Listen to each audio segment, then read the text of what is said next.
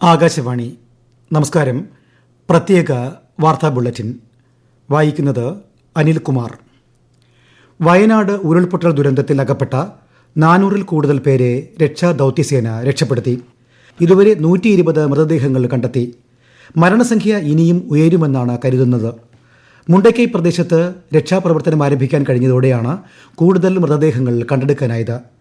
ദുരന്തത്തിൽ അകപ്പെട്ടവരുടെ ജീവൻ രക്ഷിക്കാനുള്ള ശ്രമങ്ങൾ സൈനിക വിഭാഗങ്ങളുടെയും NDRF ഏജൻസികളുടെയും നേതൃത്വത്തിൽ പുരോഗമിക്കുകയാണ്.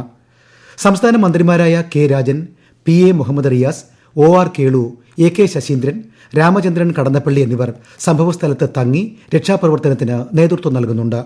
മുണ്ടക്കൈ, അട്ടമല, ചൂരൽമല മേഖലയിൽ ഇന്ന് പുലർച്ചെയാണ് ഉരുൾപൊട്ടലുണ്ടായത്.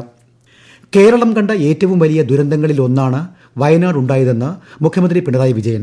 നടപടികൾ പൂർത്തിയാക്കി മൃതദേഹങ്ങൾ എത്രയും വേഗം ബന്ധുക്കൾക്ക് കൈമാറുമെന്നും മൃതദേഹങ്ങൾ തിരിച്ചറിയാനാകാത്ത സാഹചര്യത്തിൽ ജനിതക പരിശോധനകൾ നടത്തുമെന്നും അദ്ദേഹം പറഞ്ഞു. ദുരന്ത മേഖലയിലേക്ക് അനാവശ്യമായുള്ള യാത്ര ഒഴിവാക്കണമെന്ന് മുഖ്യമന്ത്രി വാർത്താ സമ്മേളനത്തിൽ അറിയിച്ചു. അധികൃതർ നൽകുന്ന നിർദ്ദേശങ്ങൾ ജനങ്ങൾ കൃത്യമായി പാലിക്കണമെന്നും മുഖ്യമന്ത്രി പറഞ്ഞു. വയനാട് ദുരന്തത്തിന്റെ പശ്ചാത്തലത്തിൽ മുഖ്യമന്ത്രി പിണറായി വിജയന്റെ നേതൃത്വത്തിൽ ഉന്നതതല യോഗം ചേർന്നു. രക്ഷാപ്രവർത്തനങ്ങൾ മുഖ്യമന്ത്രി വിലയിരുത്തി. കേന്ദ്ര ഏജൻസികളുമായുള്ള ഏകോപനം, ദുരന്തമുഖത്തെ സേനാ വിഭാഗങ്ങളുടെ വിന്യാസം, ആരോഗ്യ സുരക്ഷാ മുൻകരുതലുകൾ, ദുരിതാശ്വാസ ക്യാമ്പുകളിലെ സൗകര്യങ്ങൾ എന്നിവ അവലോകനം ചെയ്തു. കേരളത്തിന് എല്ലാ സഹായവും ഉറപ്പു നൽകുന്നതായും പ്രധാനമന്ത്രിയും കേന്ദ്ര ആഭ്യന്തരമന്ത്രിയും സ്ഥിതി നിരന്തരം നിരീക്ഷിച്ചു വരുന്നതായും കേന്ദ്ര സഹമന്ത്രി ജോർജ് കുര്യൻ അറിയിച്ചു. NDRFന്റെ 2 സംഘങ്ങൾ, കരസേനയുടെ സംഘങ്ങൾ, വ്യോമസേനയുടെ 2 ഹെലികോപ്റ്ററുകൾ എന്നിവ വിന്യസിച്ചിട്ടുണ്ട്. 3 ബെയിലി പാലങ്ങൾ നിർമ്മിക്കാൻ മദ്രാസ് എഞ്ചിനീയറിംഗ് ഗ്രൂപ്പിനെയും നിയോഗിച്ചതായി കേന്ദ്ര സഹമന്ത്രി പറഞ്ഞു. സൈന്യത്തിന്റെ ഡോഗ് സ്ക്വാഡും സ്ഥലത്തെത്തും. സേനാ വിഭാഗത്തിന്റെ കണ്ണൂർ DSC കേന്ദ്രവും രക്ഷാപ്രവർത്തനത്തിൽ പങ്കെടുക്കുന്നു. സ്ഥിതിഗതികൾ നിരീക്ഷിക്കുന്നതിനായി ആഭ്യന്തര മന്ത്രാലയത്തിന്റെ 2 കൺട്രോൾ റൂമുകൾ 24 മണിക്കൂറും പ്രവർത്തിക്കുന്നുണ്ട്. ആവശ്യാനുസരണം അധിക സേവനങ്ങൾ കേന്ദ്ര സർക്കാർ നൽകുമെന്നും ശ്രീ ജോർജ് കുര്യൻ പറഞ്ഞു. വയനാട്ടിലെ ദുരിതബാധിതർക്ക് സഹായം നൽകാൻ ആഗ്രഹിക്കുന്നവർക്ക് മുഖ്യമന്ത്രിയുടെ ദുരിതാശ്വാസ നിധി മുഖേന സഹായം നൽകാം. ദുരിതാശ്വാസ സഹായമായി സാധനങ്ങൾ വാങ്ങിയവർ അതാത് ജില്ലകളിലെ കളക്ട്രേറ്റിൽ 1077 എന്ന നമ്പറിൽ അറിയിക്കണം. പുതുതായി ഒന്നും വാങ്ങേണ്ടതില്ലെന്നും ആവശ്യമുണ്ടെങ്കിൽ ദുരന്ത നിവാരണ അതോറിറ്റി അറിയിപ്പ് നൽകുമെന്നും മുഖ്യമന്ത്രി പറഞ്ഞു. വയനാട്ടിൽ വിവിധ വകുപ്പുകളുടെ നേതൃത്വത്തിൽ കൺട്രോൾ റൂമുകൾ തുറന്നു. 9656938689 എന്ന നമ്പറിലോ 8086010833 എന്ന നമ്പറിലോ ആരോഗ്യവകുപ്പിന്റെ കൺട്രോൾ റൂമുകളിൽ ബന്ധപ്പെടാം. പോലീസ് ആസ്ഥാനത്തും പ്രത്യേക കൺട്രോൾ റൂം തുറന്നു. 9497 900402 എന്ന നമ്പറിലും 0471 2721566 എന്ന നമ്പറിലും സേവനം ലഭ്യമാകും.